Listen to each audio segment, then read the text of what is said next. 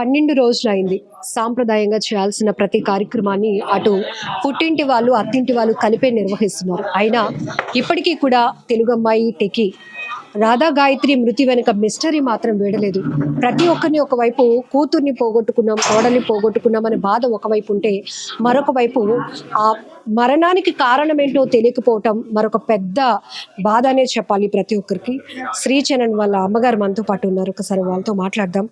అమ్మ, ఫస్ట్ మీకు ఎప్పుడు మీ అబ్బాయి కాల్ చేసినప్పుడు ఏం కాల్ చేసి చాలా ఒక్కసారిగా అరిచాడండి. అరిచే గాయత్రి లేవట్లేదమ్మా అని చెప్తున్నాడు. లేవకపోవడం ఏంటి, అదేంటి అలా సరిగ్గా చూడు ఏంటి అని చెప్పేసి నాకు అసలు అర్థం కాలేదు. తను ఏం చెప్తున్నాడో అర్థం కావట్లేదు. రావట్లేదు అంటున్నాడా, లేవట్లేదు అంటున్నాడా అన్నది కూడా అర్థం కాలేదు. ఒకసారి అప్పుడు మేము ఇంకా నిద్ర పడుకుని లేచామంతే, ఇంకా లేస్తున్నాం. అబౌట్ 7 అలాగవుతున్నట్టుంది. అంతే, అర్థం కాలేదు ఏంటి అంటున్నాడు. ఇంకా తను లేవట్లేదు, తను నేను తట్టి లేపుతున్నాను లేవట్లేదు అని చెప్పేసి అంటే ఏంటైంది అంటే చూస్తానని చెప్పేసి మళ్ళీ తట్టి చూశాడు. మళ్ళీ లేవట్లేదమ్మా అని గట్టిగా అరుస్తున్నాడు వాడు. ఇంకా అక్కడ నుంచి వాడు గొంతుకు పోయేలాగా చాలా గట్టిగా అరుస్తున్నాడు. అప్పటికి వాళ్ళ పేరెంట్స్ కి ఇన్ఫర్మేషన్ వెళ్ళిందా? ఫస్ట్ లేదు, వాళ్ళకి ముందు మాకే చెప్పినట్టున్నాడండి. నాకు తెలిసిన ముందు మాకే చెప్పుంటాడు. అప్పటికి మేము ఏంటైంది, వస్తాము రమ్మని చెప్పాడు, వస్తామని చెప్పి అన్నాము. అందుకని ముందు క్యాబ్ అది బుక్ చేసుకుని మేము బయలుదేరాం. అంటే అది కూడా తనే మాకు కూడా ఏమీ తెలియదు. మామ బుక్ చేసేస్తాను, మీరు రండి వెంటనే అని చెప్పేసి తను బుక్ చేశాడు. అప్పుడు క్యాబ్ బుక్ చేసి ఇక్కడ బయలుదేరాము. క్యాబ్ వాడు రావడం అది లేట్ అయింది కొంచెం. అలాగా అక్కడికి వెళ్ళేటప్పటికి 3:30 అయింది మేము వెళ్ళేటప్పటికి. అంతా దారిలోనే ఉన్నాం మేము కూడా. దారిలోనే ఇంక వీళ్ళతో కూడా మాట్లాడాము. తను మాట్లాడుతున్నప్పుడు తనే ఫోన్ చేసి మమ్మల్ని కూడా పెట్టి లైన్లో చెప్పాడు అంతాను.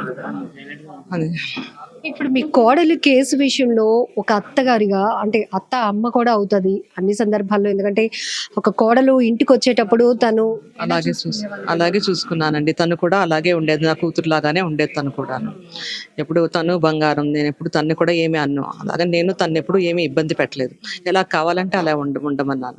అలాగే ఉంది తను కూడాను. ఏ ఇబ్బంది పడలేదని నేను అనుకున్నాను మా ఇంట్లో అయితే. ఇప్పుడు వీళ్ళు హనీమూన్ ట్రిప్ కి వెళ్తున్నారు అని, ముస్సోరికి వెళ్తున్నామని గాయత్రి వాళ్ళ పేరెంట్స్ కి అయితే తెలియదంట, మీకు తెలుసు? చెప్పాడండి, ఇద్దరికి చెప్పాడు. వాళ్ళకి ముందు వాళ్ళ అమ్మగారికి ఫోన్ చేశాడు. ఫోన్ చేసి ఇలాగ మేము ఋషికేశ్ వెళ్తున్నాము, ఇలా సాయంత్రం అక్కడ కొన్ని యాక్టివిటీస్ చేసుకుని అక్కడ సాయంత్రం మేము దీన్ని కూడా ఋషికేశ్ వెళ్తున్నారు అనేది తెలుసుకున్నాము, ముస్సోరి అని కూడా చెప్పాడు. చెప్పిన తర్వాత ఆ టైంలో మావయ్య గారు ఎక్కడ ఉన్నారండి అంటే, మావయ్య గారు అమ్మ ఎవరో వచ్చారు ఇంట్లోనూ, వాళ్ళని దీపెట్టి వచ్చాక నేను మాట్లాడిస్తాను అని కూడా అన్నారు ఆవిడ. అని అన్న తర్వాత వచ్చిన తర్వాత నేను మాట్లాడిస్తాను అని చెప్పారు. వచ్చాక అన్నయ్య గారితో కూడా మాట్లాడించారు. వాళ్ళ మావయ్య గారికి కూడా తను చెప్పాడు, ఇదే చెప్పాడు, ఋషికేశ్ నుంచి మేము ఇలాగ ముస్సోరి 2 వెళ్తున్నాం మావయ్య గారు అంటే తప్పకుండానమ్మా అన్నారు ఆ టైంలో. ఇప్పుడు 3వ రోజు కార్యక్రమానికి ఒక భర్తగా తన బాధ్యత నిర్వర్తించడానికి ఆఖరి కార్యక్రమాలు కూడా వచ్చారు. బట్ ఈరోజు 12వ రోజు కార్యక్రమానికి మామగా మీరు మాత్రమే వచ్చారు, శ్రీచరణ్ రాలేదు. ఎక్కడున్నారు? శ్రీచరణ్ మీద కేసు ఫైల్ అయింది. దానికి రిప్లై ఇవ్వడం కోసం అడ్వకేట్ అడ్వైస్తో వెళ్ళాడు. అక్కడికి పోలీసులు అక్కడికి పిలిచారు, అక్కడికి వెళ్తున్నాడు. కేసుకి ముందే మీరు అడ్వకేట్ ని పెట్టుకున్నారా, లేకపోతే ఎఫ్ఐఆర్ ఫైల్ అయిందని తెలిసాకే మాట్లాడాల్సి వచ్చింది. ఇప్పుడు ఈ సమస్య ఎట్లా ఉందంటే, కలిసే ఉంటున్నారు కానీ ఒక అనుమానం అనేది ఈ 2 కుటుంబాల మధ్య కొంత డీవియేట్ అవ్వడానికి కారణం అవుతోంది. ఇక్కడ చూస్తే మీరు ఒక తల్లి, శ్రీచరణ్కి కోడలు కోల్పోయినటువంటి బాధలో కూడా ఉన్నారు. ఈ కేసు విషయంలో మీ నుంచి ఏ రకమైన సపోర్ట్ ఇస్తారు? అసలు ఈ కేసుకి అవైలబిలిటీ కానీ, ఇప్పుడు తన ఫోన్ కూడా స్విచ్ ఆఫ్ అవడం వల్ల ఎస్హెచ్ మీకు కాల్ చేశారు అని కూడా కొంత ఇన్ఫర్మేషన్ ఉంది. సో ఎందుకు తను స్విచ్ ఆఫ్ చేసుకోవాల్సిన పని వచ్చింది? ఐ డోంట్ థింక్ అడ్వకేట్ చెప్పిన దాన్ని బట్టి చేస్తుంటాడు, నాకు తెలియదు.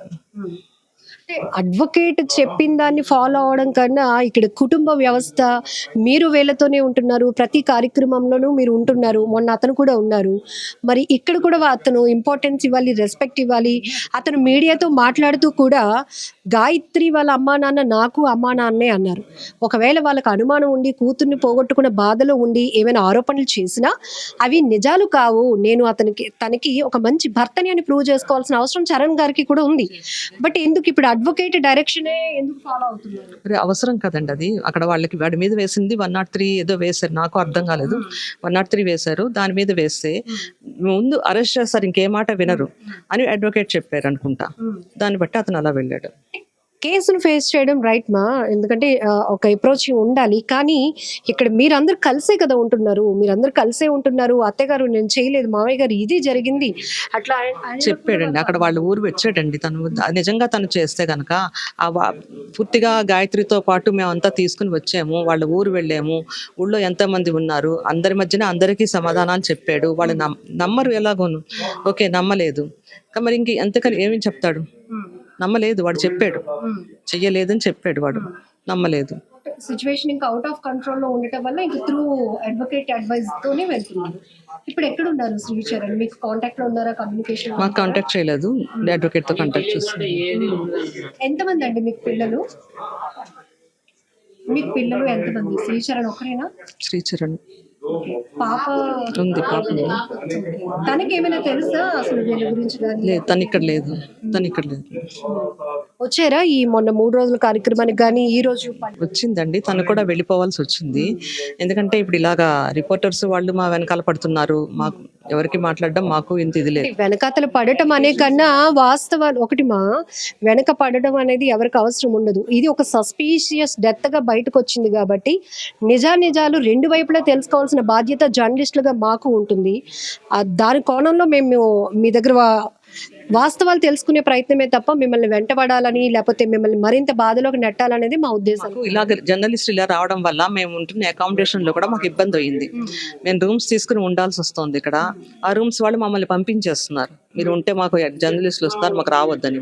ఈ కార్యక్రమానికి కూడా మేము ముందు 2 బుక్ చేసాం, రెండింట్లోంచి కూడా వాళ్ళు మేము ఇక్కడ చేయడానికి వీల్లేదు, జర్నలిస్టులు వచ్చారు మాకు అని చెప్పేసి పంపించేశారు.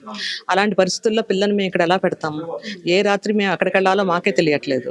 ఇప్పుడు కేసు విషయంలో పూర్తిగా అడ్వకేట్ డైరెక్షన్ లోనే మీరు వెళ్తారా, లేకపోతే ఒక కోడలు కేసుని ఒక కొలిక్కి తీసుకురావాలి, మా మీద పడుతున్న నిందల్ని కూడా మేము అవి నిజాలు కాదు అని చెప్పుకునే ప్రయత్నంలో వీళ్ళకి మీరు సపోర్ట్ చేస్తారా? మేము చెప్తున్నామండి, కానీ నమ్మే ఇది లేదు కదా వాళ్ళకు కూడాను. ఉండండి, నిజాలు రావడం కోసం మేము కూడా వెయిట్ చేస్తున్నాం. అక్కడ వాళ్ళిద్దరే ఉన్నారు, ఏం జరిగింది అన్నది మాకు తెలియదు కాబట్టి రిపోర్ట్ రావడం కోసం మేము కూడా వెయిట్ చేస్తున్నాం, అంతే. గాయత్రి ఎలా ఉండేవారు మీతో? చాలా బాగుండేదండి, చాలా హ్యాపీగానే ఉండేది. అత్తయ్య గారు అంటూ ఉండేది, మావయ్య గారు అంటూ ఉండేది. ఏమన్నా సరే అన్ని అడ్వైస్ ఒకళ్ళకొకళ్ళు చేసుకునేవాళ్ళం. బంగారం లాంటి పిల్ల. మేము మంచి అమ్మాయిని కోల్పోయాం, మాకు చాలా బాధగా ఉంది. అమ్మ, ఇప్పుడు ఈ కేసులో 2 రకాల పాత్రలు మీవి. ఒకటి చరణ్కి తల్లి, గాయత్రికి అత్త. ఈ 2 పక్కన పెడితే అనుమానం అనేది చాలా పెనుభూతం. ప్రతి మనిషి జీవితాన్ని అది ఎంతవరకు తీసుకెళ్తుందో కూడా మనం చాలా కేసులు చూసాం.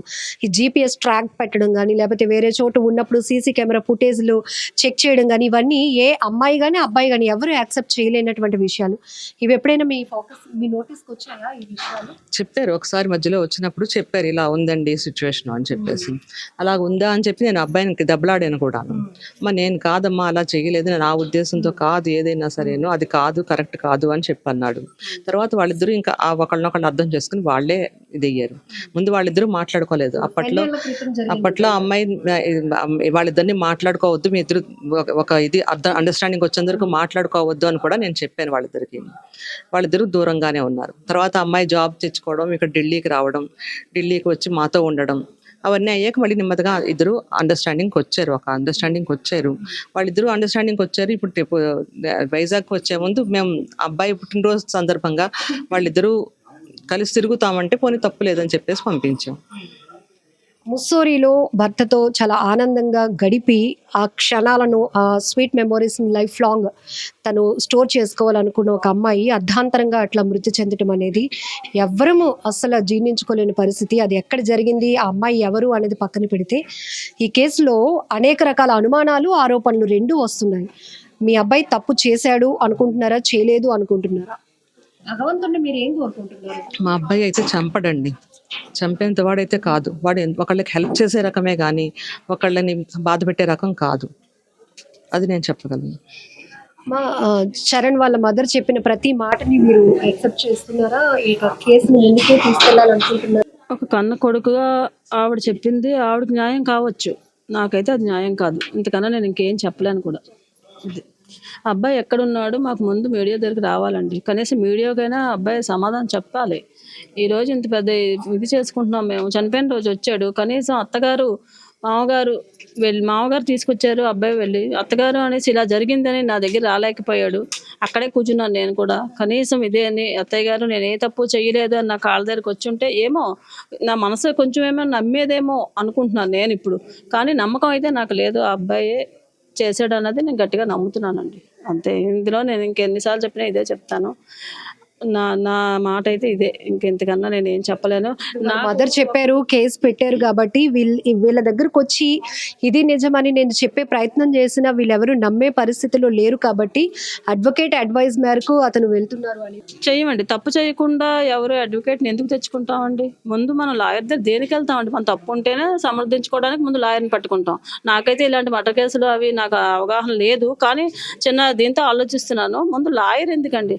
మనం తప్పు చేస్తే వెళ్తాం. ఇప్పుడు పెద్ద మనిషి అన్నాడు అంటే ముందుగా మనం వెళ్ళిపోతాం పెద్ద మనిషి దగ్గరికి, నేనే తప్పు చేయలేదు, నేనే చెప్పు అని. అలాంటిది లాయర్ దగ్గర తను ఎదవలసిన పనే వచ్చింది. ముందు మాకు సమాధానం చెప్పాలి, ఇక్కడ రావాలి, మీడియాకి చెప్పాలి. లాయర్ ఎందుకు? వేశారు కరెక్టే, అబ్బాయి మీద ఏదో 103 ఏదో వేశారు అంటున్నారు, అది ప్రూవ్ చేసుకోవాలి. ఇక్కడ వచ్చి ముందు మాతో మాట్లాడాలి. మేము ఇలా కాదని మీ మీడియాకి చెప్పుకోవాలి. అప్పుడు లాయరా ఏంటని మేము లాయర్ దగ్గరికి వెళ్ళామండి. మాకేం అవసరం లాయర్ని పట్టుకోవడానికి? ఇప్పుడు ప్రజెంట్ అయితే మాకేం అవసరం లేదు లాయర్ తోటి. ఆ అబ్బాయి ఎందుకు వెళ్ళాడు? ముందు ఆ లాయర్గా అది నాకు కావాల్సింది. తర్వాత ఈ రోజు మొన్న కూడా 10వ రోజు తను కూడా మరి అంత ప్రేమగా ఇద్దరు ఉన్నారు అంటే అంత కనిపించినంత దూరం వెళ్ళిపోయింది. ఆఖరి నీళ్ళు వదిలేది ఆ రోజు మొన్నను. ఆ రోజు అబ్బాయి రాలేదు. మరి అంటే నీకు ఎంత భార్య అంటే ఎంత భక్తి, ఎంత ప్రేమ, ఎంత ఇది ఉందో మరి అందులోనే తెలిసిపోతుంది. ఈ రోజు లాస్ట్. కనీసం ఆ ప్రసాదం తినడానికి చిన్న పెద్ద మా కుటుంబాలన్నీ వచ్చాయి. మరి ఆ అబ్బాయి ఉండాలి కదండి, భర్తగా నన్ను అడుగుతున్నారు కదా, మరి ఆవిడనే అడుగుతారు. మీ అబ్బాయి మీరే అడుగుతున్నారు ఏడి? మరి ఆ అబ్బాయి కనిపించాలి కదండి మాకు. ఒకవేళ ఈ రోజు కార్యక్రమానికి శ్రీచరణ్ వచ్చి ఉంటే మీరు యాక్సెప్ట్ చేసేవాళ్ళ? చెయ్యమండి, తను తప్పు లేదు అని అనుకుంటామేమో, అనుకుని రావాలి అబ్బాయి. మేము ఎలాగ చెయ్యము, తను అనుకునేనా రావాలి. నేను తప్పు చేయలేదు అనుకుని రమ్మనండి, వస్తే పోనీ అనుకోవడానికి. మేమైతే యాక్సెప్ట్ చేయమండి. నేనైతే చెయ్యను ఎవరు చేసినాని. తను చేశాడు అన్నదే గట్టిగా నా నమ్మకం అయితే. అని పైన భగవంతుడు ఏమిస్తాడో ఆవిడే అంటున్నారు కదా, చూద్దాం. మరి నేను ఇంకేం చెప్పగలనంటే నా తరపు నుంచి నాకైతే న్యాయం కావాలి. ఏదైనా సరే, ఏదైనా ఏ గవర్నమెంట్ అయినా నాకు న్యాయమే కల్పించాలి. అనాథగా నా పిల్ల అక్కడ పోవడము, తర్వాత మా వారు వెళ్ళేసరికి డెడ్ బాడీ తీసేయడము, ఇవన్నీ ఒక పెద్ద న్యూసెన్స్గా ఉన్నాయి. అక్కడ పోలీసులు కూడా కలిశారు వీళ్ళు. అక్కడ ఏం జరిగిందా అన్నది తర్వాత తెలుస్తాయి, ఎక్కడ ఏం జరిగిందా అన్నది. మా వాళ్ళు కలవడం జరిగింది. అక్కడే మా వారు ఆ కొండల్లో పడి ఏడ్చి నిన్నటి వరకు, ఇవాళ ఇది మిస్ అయితే మరి జీవితంలో ఇంకా మళ్ళీ మనం చూసుకోలేము అనే బాధతో ఆయన వచ్చారు ఇక్కడికి. మా ఇద్దరు ఎంత దుఃఖంతో ఉన్నాం అన్నది మొత్తం మా ఫ్యామిలీ అందరికీ తెలుసు. అల్లారు ముద్దుగా పెంచుకున్నాం. మా 200 మంది ఫ్యామిలీల్లోని ఈరోజు నన్ను నా భర్తని నిర్దోషిగా నిలబెట్టారు అందరూ. వాళ్ళకి నేను ఏం సమాధానం చెప్పాలి? ఆ సమాధానం అక్కడి నుంచే రావాలి. ఇంకా నేను ఇంకేం చెప్పలేనండి, దయచేసి నన్ను ఏం అడగొద్దు. ఆయన అలాగే ఆల్మటించిపోతున్నారు. మా ఇద్దరం ప్రశాంతంగా ఒక నిమిషం మా కూతురు కోసం మాట్లాడుకునే ఇది ఇవ్వలేకపోతున్నారు అందరూ. మేము ఇద్దరం ఒకసారి మాట్లాడుకోవాలనుకుంటున్నాము. 27 సంవత్సరాలు పెంచి పెద్ద చేసాము. చాలా బాధపడుతున్నాం మేము. మీకు అది ఎలాగా నేను చెప్పాలో నాకు తెలియట్లేదు. పోనీ నేను అదే అడుగుతున్నానండి ఆవిడని, నా పిల్ల ఏమైనా మీరు చెప్పింది ఏమైనా చేయలేదా, ఏమైనా మాట ఏదైనా మాట్లాడిద్దా? వాళ్ళు పెళ్ళైన తర్వాత ఢిల్లీ ట్రాన్స్ఫర్ అన్నారు, ఓకే, ఈ టైంలో దొరకవు, కానీ ఏదో రకంగా బాధపడి ఎంత తక్కువ జీతానికైనా నేను వెళ్ళిపోతానమ్మా, మా అత్తగారు మామగారి దగ్గర ఉంటాను అని తను తక్కువ, అక్కడ ఎక్కువ జీతమైనా తక్కువ జీతానికి ఇక్కడికి వచ్చేసింది. ఇక్కడే ఉండేది, పొద్దున్న వెళ్ళేది. మేము కూడా చెప్పాం, అమ్మ దూరం అయితే అక్కడ ఇల్లు తీసుకొని మేము వచ్చేస్తామని. లేదమ్మా ఒక్కరోజే మా మామయ్య గారు తీసుకెళ్ళి దింపుతారు అని చెప్పింది. బాగానే ఉన్నారండి, చూసుకుంటున్నారు. ఆ అబ్బాయిలో మాత్రం అత్తారింటికి వచ్చిన తర్వాత కూడా తను సైకోలాగా, అత్తగారు మామగారు కూడా అనుమానాలు ప్రదర్శించి సైకోలా మాట్లాడి తనతో ఒక రకంగా వాళ్ళ అమ్మగారితో మరో రకంగా మాట్లాడుతున్నాడు. అమ్మ ఆవిడ అర్థం చేసుకోలేదు అని అడిగింది. మేము లాస్ట్ టైం వెళ్ళినప్పుడు కూడా ఆవిడ దగ్గర ఏడిచింది కూడా, అత్తయ్య గారు నన్ను అర్థం చేసుకోలేకపోతున్నారమ్మా అనేసి. అది మా పిల్ల నాకు లాస్ట్గా చెప్పిన మాటలు. ఆవిడతో కూడా అంది, మీ అబ్బాయి ఇలాగ మీరు అర్థం చేసుకోండి అని. ఆవిడ అర్థం చేసుకోలేదు. మరి ఏం జరిగింది అన్నది నాకు ఇప్పటికీ ఇంకా తెలియదండి. నాకైతే న్యాయం కావాలి, ఎందుకన్నా నేను మాట్లాడలేకపోతున్నాను. ప్లీజ్.